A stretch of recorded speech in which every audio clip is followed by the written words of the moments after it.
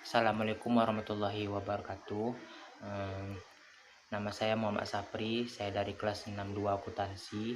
Di sini saya ingin menjelaskan sedikit materi tentang strategi level fungsional.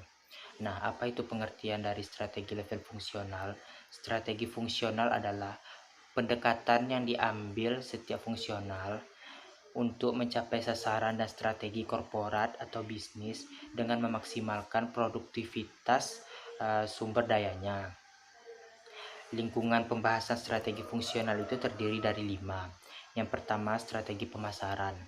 Isu-isu yang dibahas diantaranya meningkatkan kinerja melalui penggunaan substrategi seperti segmentasi, positioning, dan target. Peningkatan layanan purna jual dan pengembangan segmen pasar baru. Yang kedua ada strategi operasi.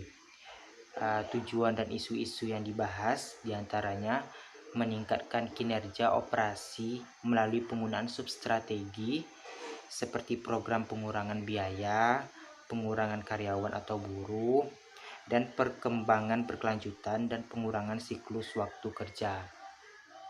Yang ketiga ada strategi sumber daya manusia.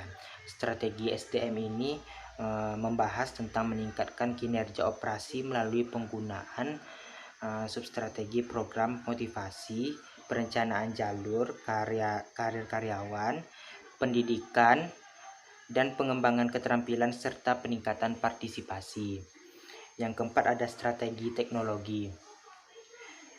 Isu yang dibahas atau tujuannya yaitu meningkatkan kinerja operasi melalui penggunaan substrategi seperti pengembangan teknologi dari internal, memperoleh teknologi yang baru, serta menggunakan peralatan teknologi seperti komputer. Dan yang kelima itu ada riset dan pengembangan. Tujuan yang dibahas dari riset dan pengembangan ini meningkatkan kinerja operasi melalui penggunaan beberapa strategi seperti perbandingan kompetitif, pengembangan produk-produk yang baru, serta analisis produk, substitusi, dan peningkatan mutu produk. Berikutnya ada segmentasi pasar. Segmentasi pasar ini terdiri dari 3. Yang pertama segmentation, yang kedua targeting, dan yang ketiga positioning. Berikutnya ada materi tentang marketing mix 4P atau 4P. Marketing mix 4P ini adalah alat yang digunakan untuk mempengaruhi keputusan dari calon pelanggan maupun pelanggan sehingga terjadi pencapaian target pemasaran.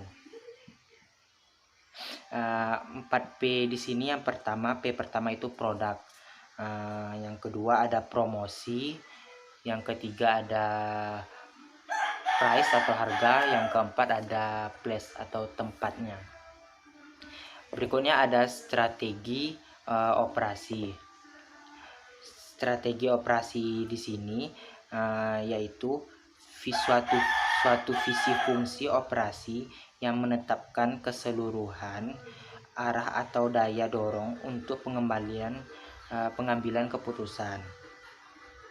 Visi ini harus diintegrasikan dengan strategi bisnis, harus sejalan dia. Terus indikator dari sebuah strategi operasional itu ada 3. Yang pertama, komitmen terhadap aktivitas yang ada pada lingkup perusahaan. Yang kedua, keadaan perusahaan yang ada saat ini dan yang masih direncanakan.